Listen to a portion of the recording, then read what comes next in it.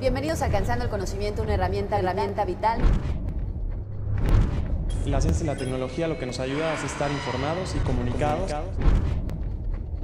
Son la clave para salir de muchos de los problemas, de muchas de las cosas, las necesidades del país y del mundo.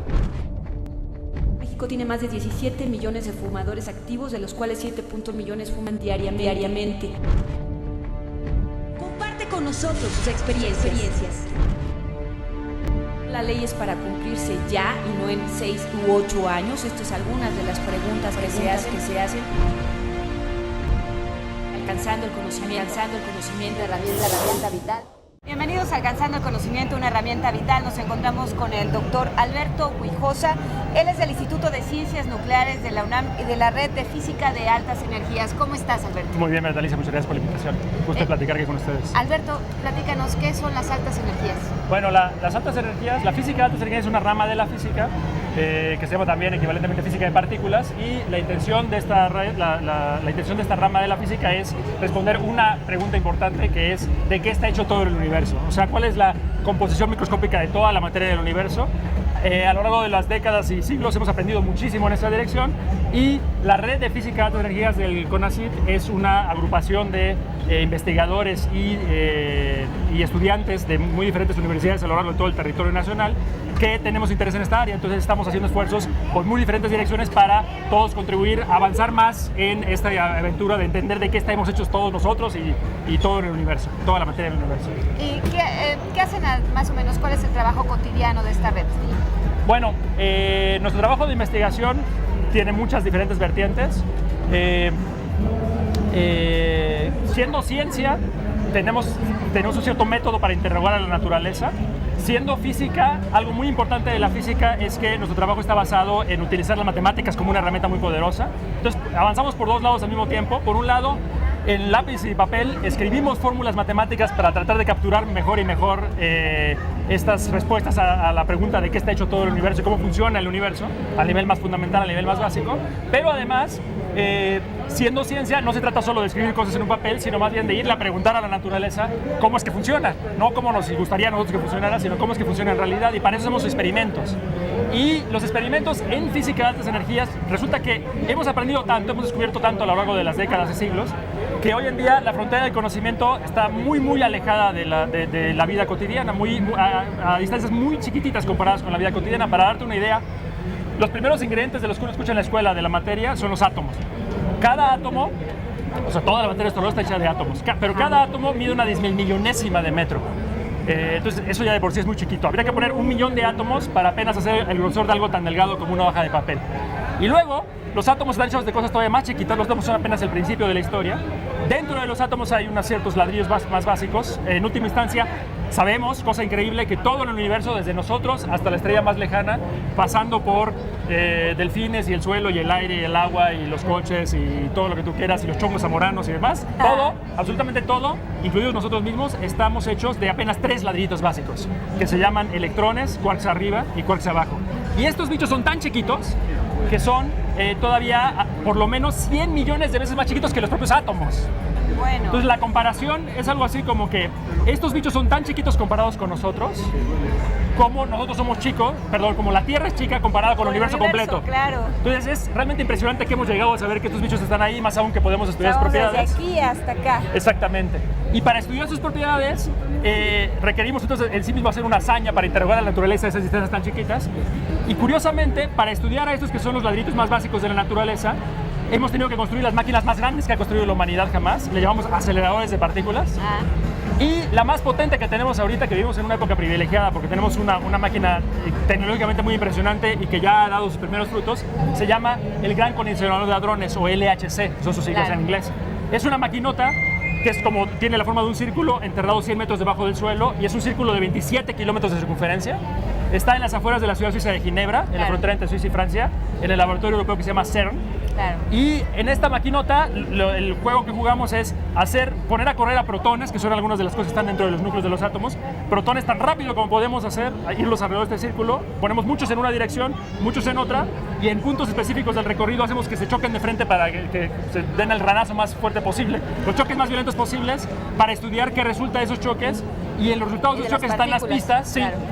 En esos choques resulta que sucede algo. Bueno, primero que nada, para saber qué pasa en esos choques, necesitamos construir alrededor de los puntos de choque detectores impresionantes que son del tamaño de catedrales, muy sofisticados, con muchas y muchas capas de diferentes materiales, diferentes capas de electrónica, etcétera, materiales muy sofisticados, del tamaño de catedrales literalmente.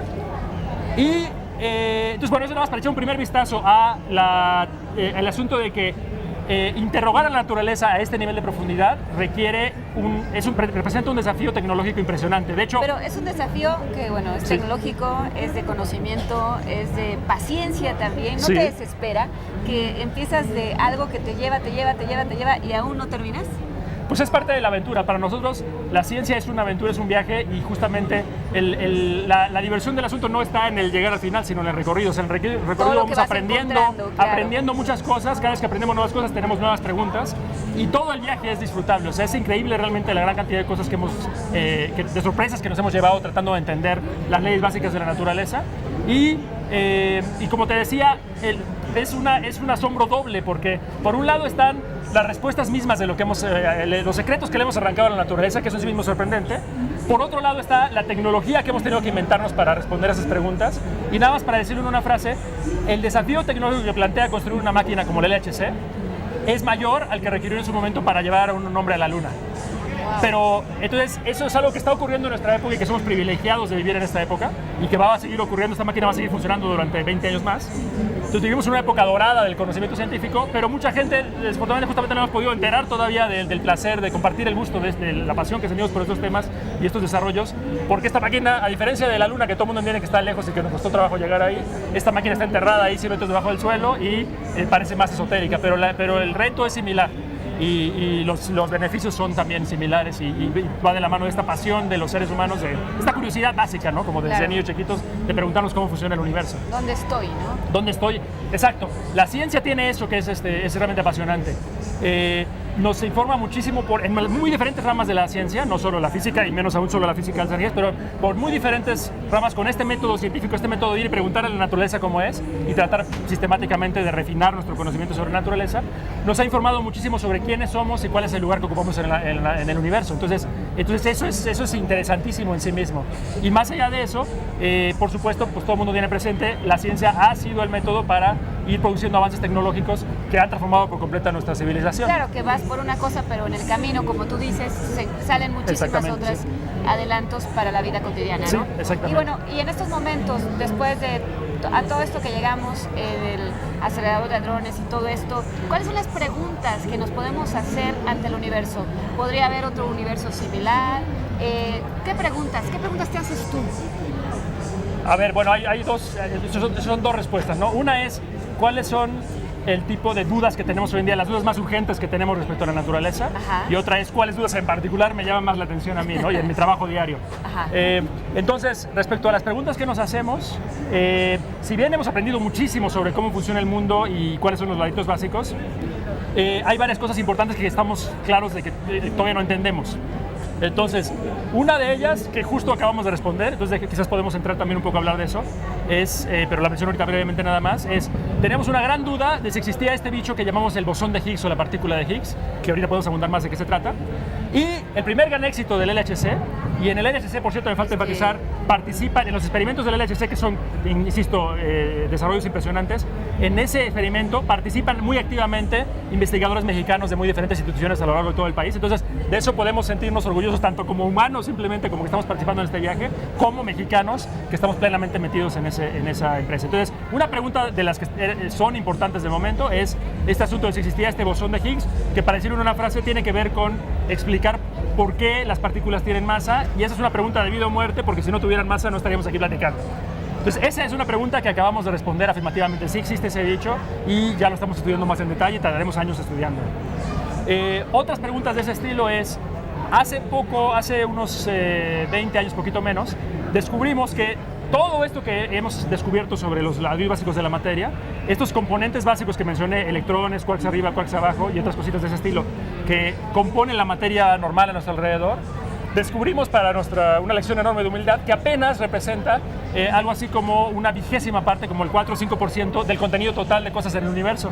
O sea que después de tanto esfuerzo y tanto orgullo de haber entendido de que está hecho todo en el universo, sí, toda esta materia que vemos alrededor, todo esto que ya logramos explicar orgullosamente con... ahorita podríamos andar divagando por ahí y no aparecemos. Exacto, hay mucho más en el universo que todos estos, la materia del tipo que forman los objetos que ya nos eran obvios a nuestro alrededor. Y parte importante de ello es una componente que llamamos materia oscura. La materia oscura es algo que está por ahí regada en el universo y que la detectamos porque se siente su fuerza de gravedad sobre los objetos que sí alcanzamos a ver, o sea, sobre la materia que sí alcanzamos a ver, que es en muy diferentes galaxias, vemos estrellas, nubes de gas y polvo, etcétera. Viendo cómo se comportan, notamos que hay algo más ahí que las atrae gravitacionalmente, pero que es algo que no se ve. Y por eso decimos, bueno, pues es un nuevo tipo de materia, pero es oscura y además es transparente, le podemos llamar materia transparente. Entonces es una materia como oculta, ¿no? Hasta hace pocos años no sabíamos que esa cosa existía y lo impresionante del asunto es que resulta ser 5 veces más abundante, casi 6 veces más abundante que la materia que ya conocíamos. Que esta materia que con tanto orgullo y tanto esfuerzo logramos describir. La materia que obviamente es más relevante para nosotros porque estamos hechos de ella, pero esta es otro gran componente del universo, repito, 5 o 6 veces más abundante que la materia que ya conocemos, la materia ordinaria. Le llamamos materia oscura y la gran pregunta del momento es, bueno, ¿de qué está hecho esa materia? No estamos seguros, pero lo más probable es que esté hecho de un nuevo tipo de particulita, de un nuevo tipo de ladrillo básico. Y entonces, esta maquinota impresionante, el LHC, en los choques que producimos ahí, una esperanza es que en algunos de los choques logremos producir estos nuevos tipos de partículas y por tanto detectarlos y por tanto descubrir por fin de qué está hecha esa materia, que es otra parte importante de la historia del paquete completo del universo. Entonces, ese es un tipo de pregunta. Otro tipo de pregunta es, hemos descubierto ya en todo el camino a entender la materia que por cada tipo de particulita básica existe otra que llamamos su antipartícula. Entonces, hay estos bichos que se llaman electrones y resulta que hay otras cosas que llamamos antielectrones, que son como hermanos gemelos de los electrones, son igualitos en todos los aspectos, solo que tienen un detalle diferente. Tienen la carga eléctrica con el signo al revés. Entonces, imagínate como si fueran dos gemelos, que son todos igualitos, dos gemelos idénticos, solo que uno tiene un lunar de este lado y otro de este lado, así más o menos es la partícula y la antipartícula. Y para cada partícula hay una antipartícula. Entonces, los electrones tienen su antipartícula, que son los antielectrones. Como tienen carga eléctrica positiva, también le llamamos positrones, por cierto. Y nada más como dato cultural, descubrirlos ha sido importantísimo, incluso otra vez a nivel tecnológico, porque se usan en la técnica para formar imágenes del cuerpo humano que llamamos PET, tomografía por emisión de positrones. En esa técnica, los médicos lo que hacen es utilizar la creación de partículas, de antipartículas, de antielectrones, dentro del cuerpo humano para tomar imágenes del cerebro, por ejemplo, del cerebro en funcionamiento. Pues bueno, esa es una historia interesante en sí misma. Regresando al punto principal, sabemos que existen las antipartículas, sabemos que son casi copias gemelas de las partículas, casi tienen las mismas propiedades, pero un misterio que hay en la naturaleza es por qué no hay iguales cantidades a nuestro alrededor de antipartículas que de partículas. O sea, toda la materia ordinaria que vemos a nuestro alrededor, nosotros mismos, el suelo, etcétera, los libros, todo, está hecho de partículas y no de antipartículas. Las antipartículas las podemos crear y existen seguro, pero y se están creando en muy diferentes rincones del universo y luego desaparecen y demás, pero las detectamos en cantidades muy inferiores comparado a las cantidades en las cuales vemos materia, vemos partículas. Entonces la pregunta en resumen es, ¿por qué no hay tanta antimateria como materia? ¿Por qué? Esa es la pregunta. Y esperamos que el LHC, o sea, tenemos varias ideas de posibles respuestas, y esperamos que el LHC nos ayude a responder eso. Entonces ese es otro ejemplo de una pregunta actual. Un ejemplo más, el último que te cuento por el momento para no echarte más rollo, es dentro de los núcleos en los átomos hay protones y neutrones y dentro de ellos sabemos que hay cosas más chiquitas que se llaman quarks y gluones. Y resulta que si calentamos suficientemente a los núcleos, podemos romper esos protones y neutrones para ver sus componentes básicos, entonces obtener una sopa caliente de esos ingredientes básicos que se llaman quarks y gluones. Esta sopa se llama plasma de quarks y gluones, y lo interesante de esa sopa es que representa el estado primordial de la materia, una pequeñísima fracción de segundo después del Big Bang, de la gran explosión que dio origen al universo, que ocurrió hace 13.700 millones de años. En esa etapa el universo estaba, bueno, el dato, para orientar a la gente que está escuchando, el dato es que hoy en día sabemos que el universo está agrandando, cada segundo se separan más todas las galaxias del universo. Entonces si corremos la película hacia atrás, hace 13.700 millones de años, todo el universo enorme que observamos estaba todo apretado, concentrado en apenas un espacio más chiquitito que un átomo. Y entonces estaba muy denso y muy caliente, y esa etapa del universo es lo que llamamos el Big Bang. Y tenemos mucha evidencia de que eso sucedió así. Bueno, esa etapa del universo estaba tan caliente a billones de grados, que es cientos de miles de veces más caliente que el centro del Sol. Y a esas temperaturas, justo como los núcleos como que se derriten en sus componentes básicos, estos quarks y gluones. Entonces, este plasma de quarks y gluones es el estado primordial de la materia y todo viene de ahí. Y en esta máquina que es el LHC, un mes al año, haciendo chocar núcleos pesados, núcleos de plomo, increíblemente logramos recrear ese estado primordial de la materia. O sea, lo que estoy diciendo es, en esta maquinota que es el LHC, dentro de las maravillas tecnológicas que se logra hacer es, en algunos tipos de choques que creamos temperaturas de billones de grados, cientos de miles de veces para crear esta sopa de quarks y gluones y entonces estudiarla. Y ahora, ya habiendo dicho eso, déjame nada más cerrar el paquete de ideas contándote que para este asunto del Higgs y la materia oscura y otras preguntas muy interesantes, dos de los detectores principales que hay en el LHC, que se llaman Atlas y CMS, están orientados a este tipo de preguntas. Y dentro de CMS en particular, científicos mexicanos de diversas instituciones participan activamente. Entonces, somos parte tal cual de este esfuerzo del primer gran logro del LHC, que fue encontrar a la partícula de Higgs. Eso es un logro en el que participan científicos mexicanos, entonces nos debe tener orgullosos.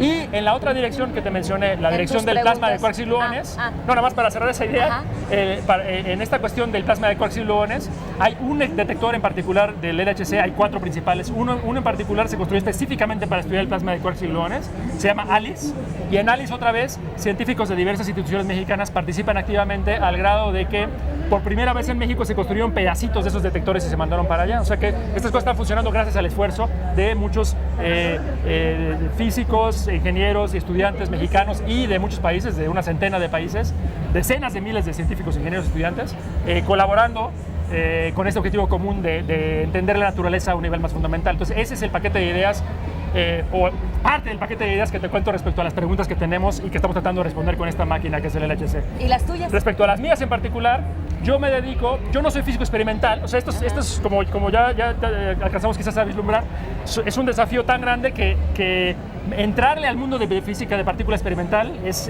en sí mismo una profesión toda la vida. Es una locura. Estamos ultra especializados y hay otro tipo de físicos, que es como mi caso, que somos físicos teóricos. O sea, nosotros no nos dedicamos a interrogar a la naturaleza, nosotros nos dedicamos a tratar de desarrollar nuevas ideas con fórmulas matemáticas, tratar de construir más lenguaje para entender el mundo. Para avanzar necesitamos las dos cosas a la vez, necesitamos avanzar por los dos caminos a la vez. Por un lado, interrogar más a la naturaleza con nuevos experimentos más sofisticados, y por otro lado, desarrollar más herramienta en un lenguaje teórico para interpretar esos resultados, para poder entender qué es lo que estamos aprendiendo de esos resultados y tener una visión coherente del mundo a nivel microscópico, del mundo, de la totalidad de las leyes básicas del mundo. Bueno, pues yo soy de ese segundo tipo de físico, yo soy físico teórico dentro de la parte de física de partículas, y yo me dedico a la parte de la física de altas energías, la parte de física de partículas se llama teoría de cuerdas, que es algo ya bastante específico. La teoría de cuerdas es, para decirlo en breve, es nuestro intento más reciente, todavía especulativo, de entender de qué está hecho el mundo a un nivel más fundamental de lo que hasta ahorita hemos entendido ya con certeza. Entonces, para darte una vaga idea, o una primera idea al menos, todo esto que te conté ahorita, lo que sabemos respecto a la composición básica de todo en la naturaleza, se refiere a esta idea de particulita, los electrones, los quarks arriba, los quarks abajo, etc. Y esos bichitos, hasta ahorita, en nuestros experimentos y en nuestras teorías, los imaginamos como que son puntitos sin tamaño alguno, así como pequeñas caniquitas, pero chiquitititas. Bueno, ese es el tipo de objeto que tenemos en nuestra descripción. La teoría de cuerdas lo que propone es que si pudiéramos ver esos objetos con una distancia mucho más pequeña, a una distancia mucho más cercana, encontraríamos que no son puntitos en realidad, sino son objetos extendidos como curvitas, como liguitas. Imagínate como una liguita muy delgadita y muy chiquita. Eso es lo que sería, por ejemplo, un electrón visto de cerca. La propuesta, especulativa todavía, es que un electrón visto de cerca no sería un puntito, sino una como liguita muy delgadita. A esa liguita muy delgadita y muy chiquita le llamamos una cuerda.